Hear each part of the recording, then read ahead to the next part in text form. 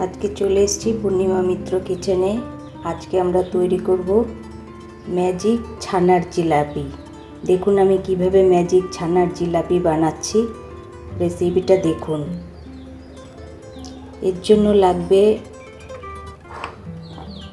এই 1 বাটি ময়দা দিয়ে দিলাম। 1 বাটি ময়দা দিলে 1 বাটি গুঁড়ো দুধ লাগবে, গুঁড়ো দুধ 1 বাটি। আর এর মধ্যে ঘি দেব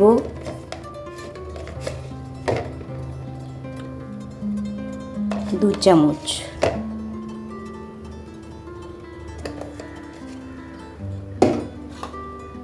সামান্য একটু লবণ দিয়ে দিচ্ছি।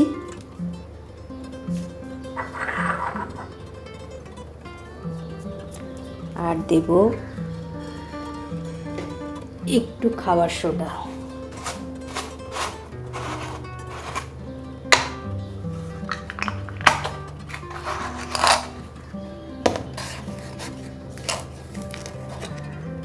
এই 1 চিমটি খাবার সোডা দিচ্ছি।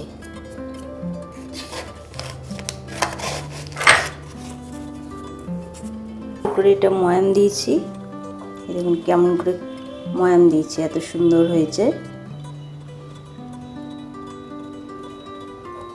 এই ঘিটা দেওয়ার জন্য এত সুন্দর হয়েছে। এর মধ্যে সাদা তেলও দিতে পারেন, ঘি যদি না খান, অনেকে ঘি খায় না, তারা সাদা তেল দিয়েও এটাকে ময়াম দিতে পারেন।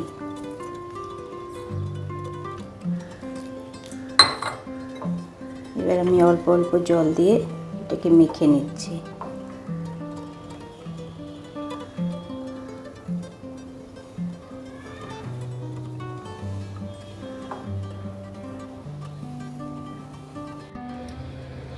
এই যে সুন্দর মাখা হয়ে গেছে, এই যে এরকম করে মাখা হবে। এবার আমি ছোট ছোট করে লেচি করে নিচ্ছি এর থেকে। দেখুন কিভাবে মিষ্টিগুলো তৈরি করি। যে সুন্দর করে মেখে নিয়েছি, এবার এরকম লম্বা করে লেচি করে নেব।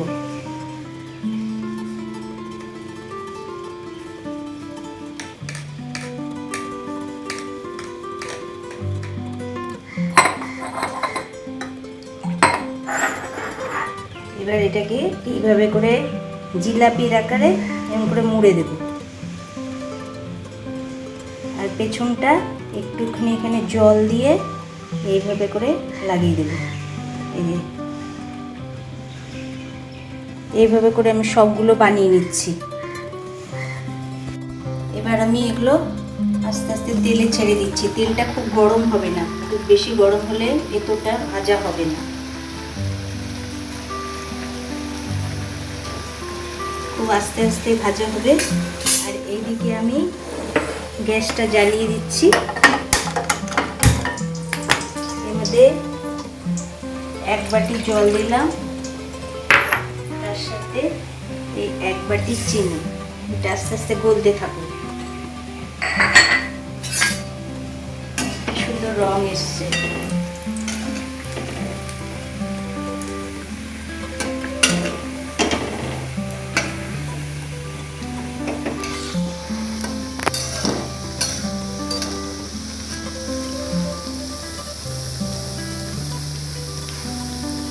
খুব সুন্দর কালারটা হয়েছে। এর মধ্যে একটু এলাচ ফাটিয়ে দিলাম, সুন্দর গন্ধ হয়। এবার আমি এই জিলাপিগুলো এক এক করে ছেড়ে দিচ্ছি।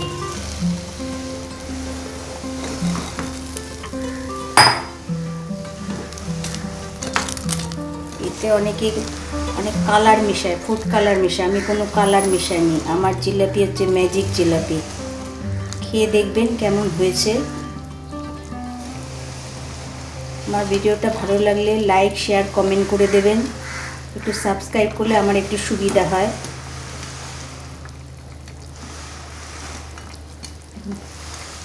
খুব সুন্দর হয়েছে, কত বড় বড় হয়েছে।